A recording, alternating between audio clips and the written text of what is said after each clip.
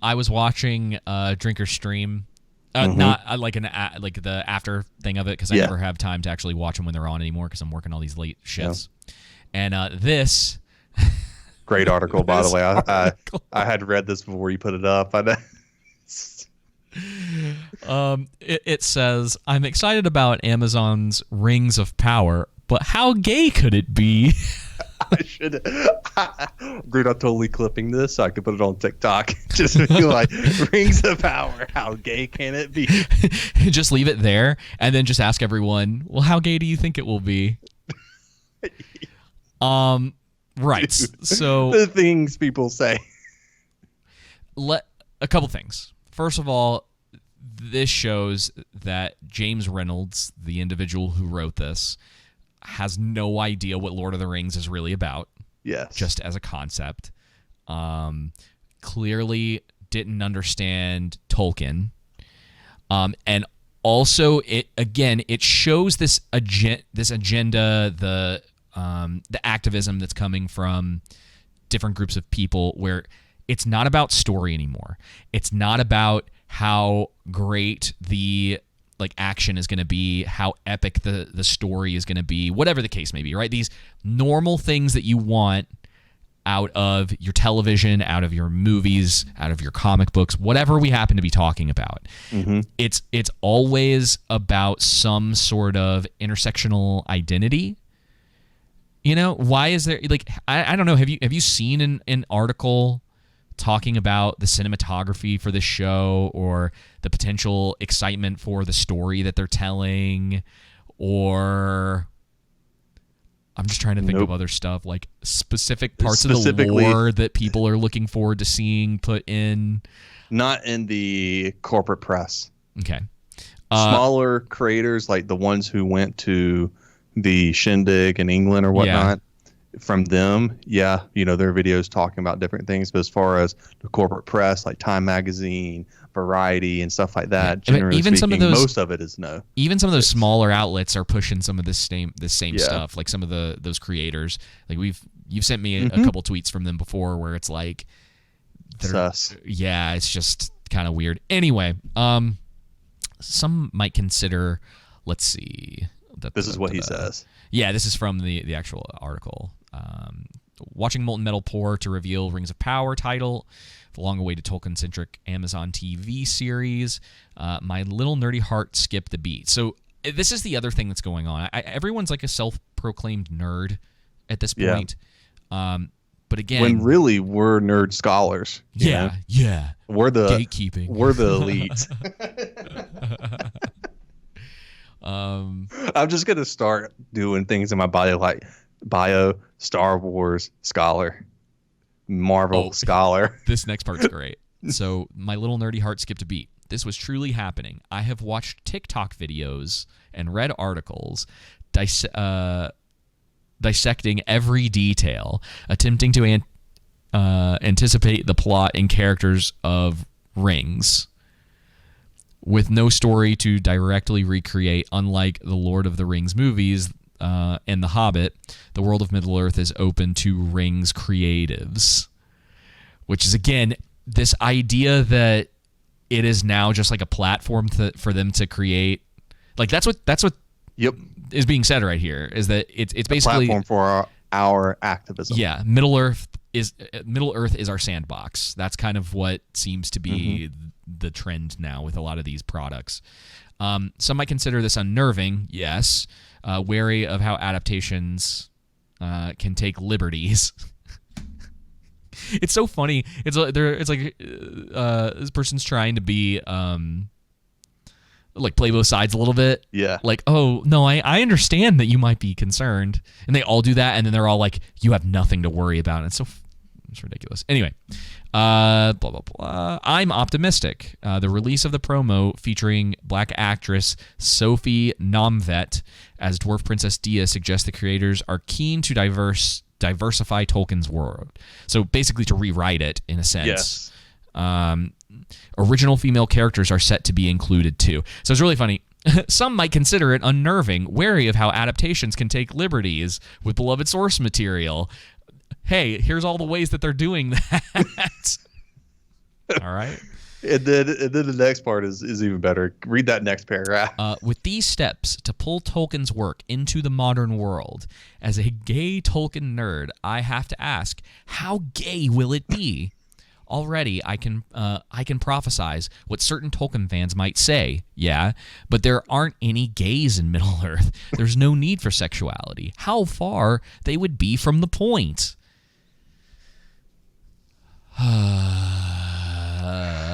It's really funny. Sorry, go ahead. Go ahead. No, I was you gonna say go ahead. it's really funny that Tolkien was like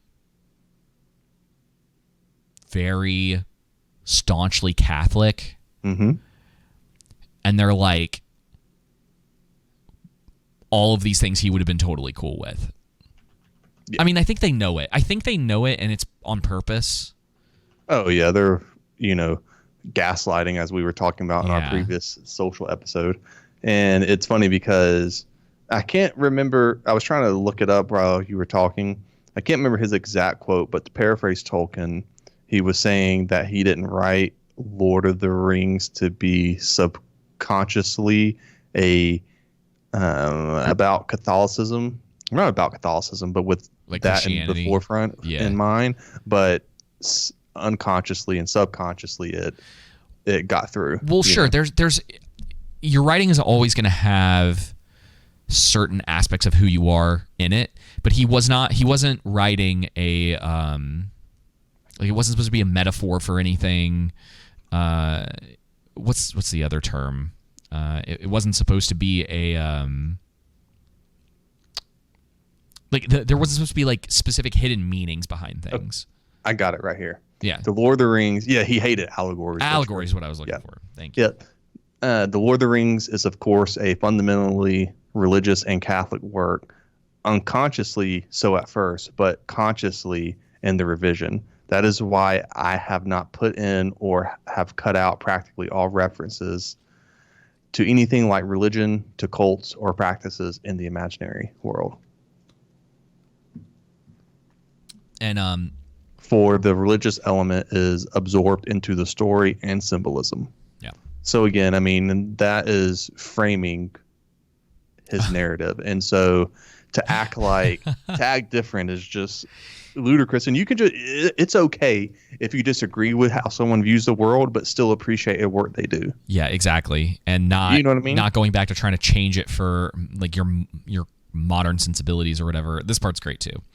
So, as attempting to divorce sexuality from the fantasy genre is an impossible task. Okay, Tolkien did a pretty good job of it. Let's be real. Our longest surviving examples of fantasy fairy tales are built on foundations of heterosexuality. The prince marries the princess, the knight rescues the maiden. Tolkien is rife with couples in marriage. Okay, so this is the other thing, man.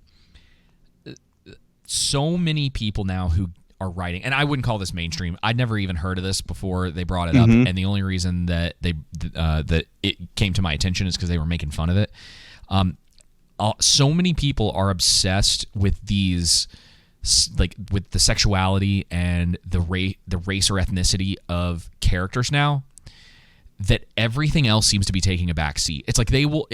It seems that people will stare at a screen and watch the worst created content ever as long as they have their representation in it.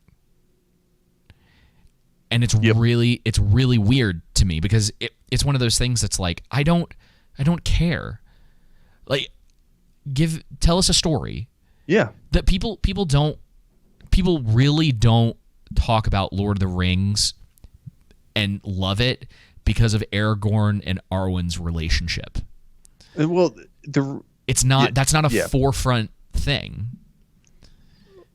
Yep. It's just it's meaningful. Yeah, it has and meaning in the story, but it takes a massive backseat to everything else going on. Yeah, and here's the thing with Aragorn and Arwen's, romance, and then the other times that has existed in Tolkien's legendarium is always represented a significant change, right? It wasn't just it wasn't just a trite plot of rebelling against tradition, right? Or forbidden love. It wasn't. It represented significant change in legendarium rather than just how Amazon has made it seem, and rather than how, Peter Jackson included Tariel and Killy, I think. Dude.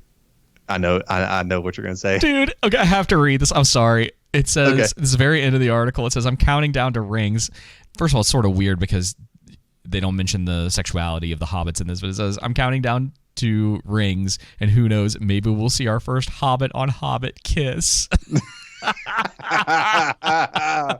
Oh man, no.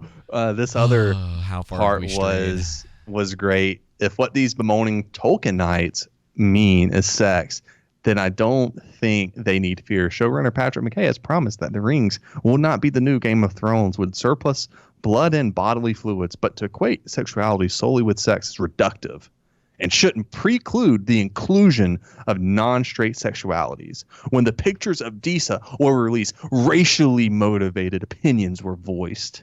The general gist was that there wouldn't be any black dwarves. The reasoning? Tolkien's dwarves are inspired by the dwarves of Norse mythology, and all Scandinavians are white. Not only is that this argument thin, like butter spread over too much bread, it would be impossible. Dude, everyone uses that line has lost any relevance to me. Wait. It wouldn't be impossible for a similar argument to be made to exclude queer people. You mean how the author wrote the story? So would this person be fine with Black Panther being white, Hispanic, Asian, or you take, in the next season of Arcane, all of a sudden Caitlyn and Vi are straight?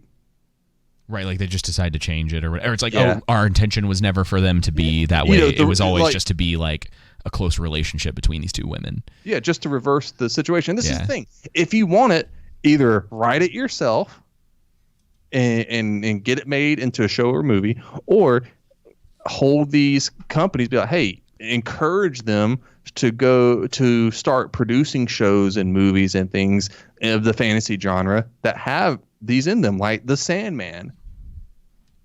Right? Absolutely. You have The Sandman, go watch it. You don't have to have... That show's real gay. This is the... Yeah, it is. You don't have to have yourself in every single show and movie. Agreed. You know what I mean? There needs to be a diversity of thought in films and shows for different aspects and what they can teach you. Yeah. Right. And show you and move you and things like that. And just this idea, this narcissism that I have to be represented exactly how I look in every single film and show.